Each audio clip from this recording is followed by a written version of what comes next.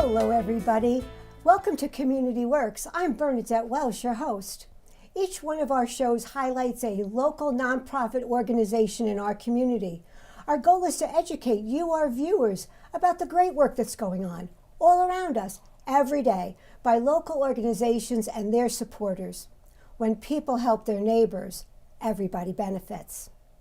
The focus of tonight's show is about theater, specifically the Theater Arts Ministry of Spring Glen Church, of which I am a member.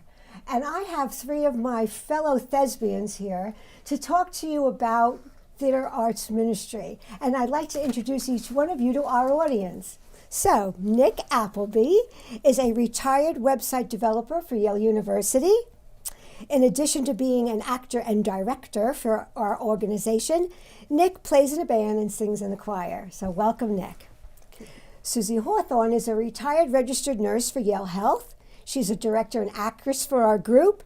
Susie also sings in the choir, directs our bell choir, and she loves to knit. So thank you very much, Susie, for not bringing your knitting tonight. You're a good girl. Chuck Paul went to Yale Divinity School, but he spent his career as the director of HR for analytics and technology at Yale. He is our team producer and an actor. Chuck wears many hats at Spring Glen Church, including being our treasurer, and he enjoys going for long walks with his wife, Carolyn. So welcome to the show, all my dear friends. Thank you. Thank you I really appreciate your time. Okay, Chuck, let's start with you. What is the mission of Theater Arts Ministry, and why is there a ministry in that title? Okay, well, the theater part, I think, is pretty obvious. The ministry part is less so, and was put there by a fellow named Dick Smith, who really was the pioneer of the entire enterprise here and carried us on our back for a few decades. What ministry means to us, part of it is the message that some of our plays bring, while some of the other plays are more strictly entertainment. But it's more than just the message that's in the content of the play. There's a team and family aspect to what we do that we've all enjoyed for decades and rewards us in the way we work together and build things. It's not just the folks on the stage, but the set construction crew and the sound people and all the work that goes behind the scenes. The other part, a theme of Spring Glen Church is inclusion, and we try very hard to make sure that everybody feels like they can be part of what we're doing. And a statistical way to talk about that is the fact that we've had actors on the stage from the age of 3 to the age of at least 84. So, and we all have to work together, and that was one of Dick's themes, that people of various generations would work together, and it doesn't work if everybody doesn't work together. For sure. So the mission is to produce theater for everyone and for everybody to feel included. Thank you. That's great. All right, Susie, here's your question. You've been our longest reigning member of Theater Arts Ministry, so could you please tell our viewers about the history of the organization? Sure. We started 44 years ago. Wow. When the deacons needed to do a fundraiser. And they didn't, the story goes, I don't remember this. They were going to, somebody said, we'll do a sheep roast or pig roast or something. It was sheep, right? And the people, the deacons at the time, nobody knew how to do that. And they're like, but we had a minister who loved theater and music. And he said, let's do a play instead. And the senior deacon was ready to be in a play. And fortunately, we had Dick Smith, a member of the church, who was ready to direct it. So they said, let's do it as a theater, Deacon's Dinner Theater, and see if anybody will come to see our 1890s melodrama, which was a musical. Oh, really? And I got involved with that. And how old were you? I was 24. Okay. And I just graduated from nursing school, and I was working evenings. So I said, I can't work Tuesdays and Fridays because we have rehearsal. So I worked every other night. Wow. And but we had a great time, and it was supposed to be a one-time deal, and everybody had such a good time that they said, we need to do this again. So did we do one? We do one every year? No, for the No? first 20 years, it was every 2 years. Ah, okay. And in the off year, we did a Boar's Head Festival, which was also a dinner, or we did a children's production, like the Best Christmas Pageant Ever, which we've done Right. several times. So we started that, but everybody said, oh, we miss it too much in the off years. So then we started doing it yearly. Great. That's wonderful. Okay, I think that gives our viewers a little bit of a flavor for the history. Okay, Nick, we say Theater Arts Ministry of Spring Glen Church, but you could let our viewers know, do you have to be a member of Spring Glen Church to be cast in one of our plays? Absolutely not. No. And why not? Well, we invite just about anybody to come and join us, and we've had all sorts of folk over the years kind of come in, friends and friends of friends. Sometimes they just come in for one production. It's really nice when they come back, and we've had a number of people who come back year after year, you know. So anybody can join this. There's no requirement to be a member of the church. Can we say how people would can find out about plays that we're doing? Absolutely. If you are interested, you can email communications@springglenchurch.org and just mention that it's about theater arts, and that'll get passed on to the appropriate people. And we'd love to have you. We also have people come and help with, you know, if you're interested in costume or Sure. set design or stage crew. Good point. Very absolutely. good Yeah, point. you don't have to We be don't an only actor. need actors and actresses, we need everybody. And the We need stage crew everybody. people are as valuable as anybody. Absolutely. Yes. Can't do a play without all the parts. Right. Which is very interesting because we're going to talk about all those parts next. Okay, because again, I really want our viewers, I want you all to know, how does this happen? How do you make a play go from an idea to the final applause and bows? So we're going to learn about that next. And let's see, who am I going to pick on first? Play selection. I'm going to pick on all of you. Okay, but Chuck, Susie, Nick, how do you pick a play? It's a group activity. I mean, usually one or two people will read some plays and find a few that have a chance. Many of the challenges that we face are because of who we are and who our audience is. If you're presenting a play in a church, even if you don't feel like it has any worship component to it at all, you have to have certain boundaries on taste. And We've slipped those a few times. Occasionally, We're yeah, close. it happens.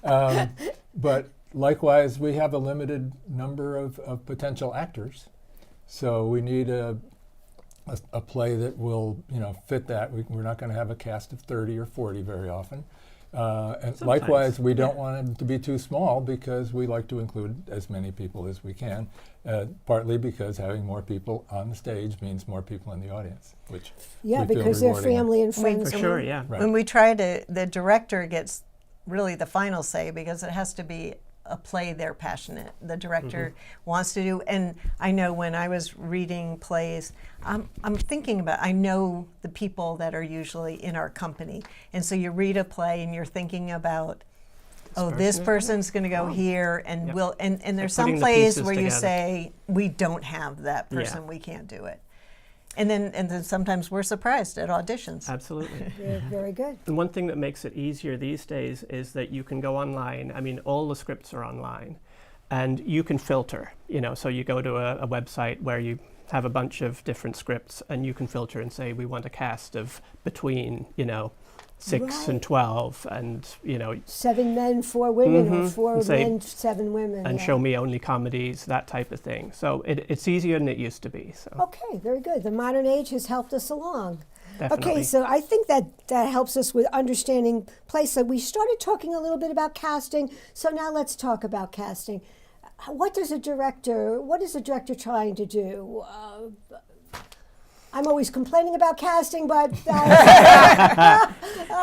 think that's an inside joke. But go ahead. What about casting? Well, Easy. as Susie was saying, it's like when you're picking out the play, you're kind of in your mind sort of matching people up, possibly, you know, with roles, just so you can figure out if it's going to work at all for our group. but then you actually have the audition process, and you try to then, even if you're sort of thinking, well, this person might be good at it, you're really trying to be objective, and you want to give everyone a chance. And as Susie says, sometimes people will show up that you really weren't expecting, and there was one. And George Washington Slept Here, Clay Delaney. I had him in my head cast as one. I ended up casting him as a completely different character, kind of out of the blue, and it worked out really well. Well, I was thinking when we did Harvey, we all thought we knew who was going to be the lead. Right. And then Roger had that audition, and we were all like, it's him. It's got to be him. And we weren't expecting that. Yeah, so there's a little bit of serendipity is involved. Oh, For you sure. have to be open to. You because again, I think what you're trying to tell our audience is that you want to include as many people. You want them to shine. You don't want them give them something that they can't do or they might find difficult, and then everybody has a good time. A very good time. All right, Chuck. Set design, costumes, ticket sales. Oh my goodness. Well, I think the last two things really artistically belong to other people. But I sort of pick up what other people really probably don't want to do. And just my role, wherever I go, I guess, is partly making sure the tasks get done and nothing gets forgotten. So we That's have a what a producer does. spreadsheet, all these things on, okay, who's going to do this, who's going to do that, and just keep them on task. And some of the things are as basic as, who's going to set up the chairs and tables, and all those things have to get done. They're not all glorious. Fortunately, I've had my turns on stage, and I'm happy doing the things that don't require that anymore. We were talking before the show about the fabulous set designs that we've had on some of our plays, and Right. I think there's some people that deserve mention for doing amazing set design. Nick being one of them, and Yes. my son-in-law, Dave Giblin, the Yes. two of them are a magical combination in design and creation. And Dave is an engineer, so he comes up with incredible ways to make the set work and do what we need it to do. And I think they do at the back of the scripts give you an idea of how to set the stage, but that doesn't mean that we have to listen to them. We could do what we want.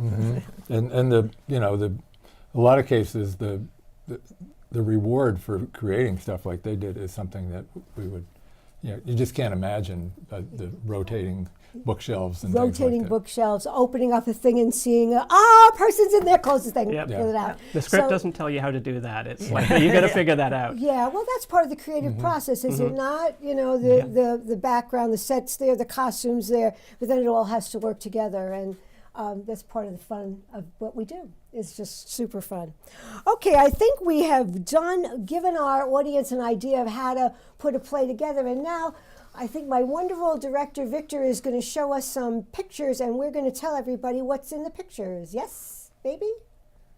Here we go. Oh, Susie, I think that looks like you. Could you tell us what's going on in that picture? You're a good man, Charlie Brown. And that was really fun because they were all teenagers except for me and the man Clay who played Schroeder, but we had a great time, and we actually took this on the road and went to some senior living places to do scenes from it. Excellent. And what do we have next? Oh, now I remember that. that is Mr. Chuck Paul and a ridiculous-looking me from Matchmaker. Next picture, please. Moving on. That's even also better. me, looking as ridiculously sexy as I could. Next picture, please. All right, what are we looking at here, Nick? Do you know? Or Susie, what is that? Susie's got to step in. Yeah, on this the one. best Christmas pageant ever. And I was trying to see which version of it is. I'm looking at the children. That's Katie Katie Butler in the Butler, middle. yeah. So That's the second one. I think that's the Two- second one. Yeah. Jasmine. around 2000 Oh, yeah. or a little I, later. I think it's an excellent That's it. example of having children do a show. We've done it 3 times, right? And Yeah. we've had a lot of children, and they just love it. Super duper. Okay, what's next? All right. Oh, there I am. Love this picture because I got to look ridiculously sexy, and there's Susie. Now you're wearing a slip. And I have to say, this play, my son brought his now wife that was one of their first dates. And he was like the whole time saying, "Oh no, oh no." What am I getting you into? didn't warn me. Who are these people? This was one of those plays that kind of pushed the boundaries Yeah, a little yeah. bit. Yeah, yes, it did, but And we got that's it. We got Not away with much it. ministerial message there. And then your daughter. That's my yes. daughter doing this. And I'm sitting in the In the back. background playing a drunk. Okay, next picture. This is the set. This is the amazing set from Murder Mysteries. With all the one bookcase rotated, one slid to the side, and the other one opened on a hinge. Yeah. And those aren't books. And they're not books. They were all painted in, weren't they? I actually printed them out. Did you really? Yeah, I got. Oh, I forgot that. Yes, I found images of book spines online and printed them all out, and we glued them all together. And Absolutely incredible. It took a while. Absolutely fabulous example of set design. Yeah. Okay, next. This is our Roger, whom we will dedicate the show to, but he was doing, what play was that? That was in The Matchmaker also. Yep, Matchmaker. Yep. And next, And there's there he is Roger. again. Oh, Jennifer McCleary. Do we miss her or Yeah. do we miss her? And what play was that? Was that Harvey. That's Harvey. Yes. That's Harvey. And next, see now we can't see that is Nick Appleby. Is that not you, sir? That is, Yes. that Why is don't you me. tell us what's going on in that picture? So this is a play within a play. The overall play was called Laughing Stock, but it was a small theater group who were putting on several plays, which all got confused and mixed up, and everything went wrong. And I'm playing Dracula there in the middle with the teeth. I still have the teeth. And the lisp. And then the lisp. Yeah, the teeth came loose. It was just the funniest play, I Our think. favorite. Yeah. It was a pleasure. I wasn't in the group yet, and it was a pleasure for my husband and I to watch that show. We just could not stop laughing. And that's also just great memories, folks. We just thought we would share some of our theater arts memories with you so you could get a flavor for what we're up to, because we want you to be more interested in what we do. Okay, so now back to these questions. Okay, Nick, what does a director do? And Susie can help you if she wants. How do you do it? Well, so I would have to say that, in our group, the director does everything that Chuck doesn't do. The director kind of is responsible for. Because, a larger group, you would have maybe sort of a set designer and other folk who are kind of like taking parts of the load. But we kind of do it all. So the director is kind of involved in the picking out of the script, in the casting, in pretty much every step, including set design. Scheduling. Yeah. If I had to say, like, the one main thing is that the director needs to be able to read a script and see in their mind's eye what it's going to look like, who the actors are going to be, how they're going to move around on the stage, and also, hear sound effects, music, kind of envision all of that ahead of time. And then work with the actors to make that actually happen. And you have to kind of be flexible and adjust as you go along. And often the actors will have great ideas that they'll bring in, say, how about if I move this way, or, So it's fun. It's fun. I learned a trick from Dick Smith. As we said, he's produced dozens of these Yeah, a plays. majority. Would you say Dick Smith Yeah. Oh, yeah, produced a definitely. majority? Mm-hmm. Definitely. And I didn't know that directors did this, but he showed me how he would take a book where he had pictures of the stage, and he would have the script page by page, and for each page of the script he had mapped out in this drawing of the stage exactly how the characters would move. In like a binder, in the binder? Yeah, Yeah. and that's what I do as well, and it's Susie, I It think is very yeah, helpful. It is helpful. Yeah. And sometimes the actors actually change the words. and that's okay. As long as it makes sense. Yeah. As long No, as it definitely. makes sense.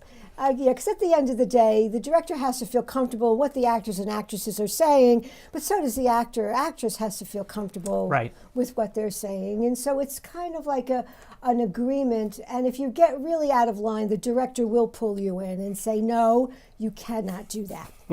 But that's okay, right? That's part of the job too. That's yeah. part. So we've had Clay Delaney, we've had Dick Smith, we've recently had Deb and Drew Meyer? Amy and Amy, Drew. sorry, thank you for Yeah. correcting Yeah. me. And yes, Julie Mountcastle. Julie Mount. Yeah, for sure. Because we all like to act, and if you guys are directing and can't act and can't have fun, so Right. you got to find another director. Any directors out there? Yep. Let us Give us a know. call. We'd love to talk to you. Okay, so that is really a lot about directing. So, from an actor's point of view, the joys, the challenges of being on stage. Susie, could you start us off? You could take either one, joy or challenge. You get to pick. I have to say that the biggest joy for me over the years has been acting in plays with my children. And I've had that opportunity when they were children, when they were very young, and then growing up. And just the most recent production got my daughter back on stage, so we need you, and we got to do a scene together, and it's so much fun. It just makes it How about very you? more special. How about you, Chuck? Well, I was Wanna- the last member of my family to make it to the true. stage. My two daughters and wife were on there many times before I was, and I got dragged in. Kicking and screaming? Well, not quite, but the situation was desperate. It must have been. So I from then on, I think I acted in plays like 9 or 10 years in a row.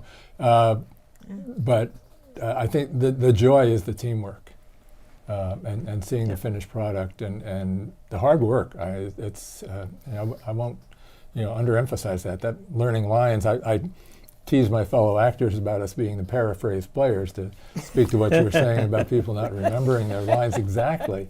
But the work that goes into it, you think, oh, yeah, I can't memorize that much. It's not just memory. You got to be there, and you got to react every second that somebody's on stage with you, and you can't just, when the action's somewhere else, you can't just stand there.